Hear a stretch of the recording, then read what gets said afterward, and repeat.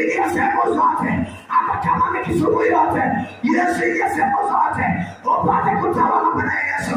Kenya yote Bwana Yesu, upate kuitawala, upate kuondoa kila roho ya uvivu inayosambaratisha watu wako, kila roho inayowinda watu wako.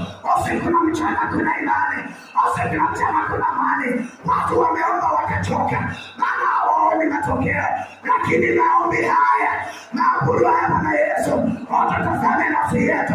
Ukiwa unakomboa watu wako, Yesu upate kutukomboa. Yesu Kristo Bwana wa amani, na wafunika roho wako, na wafunika na damu yako.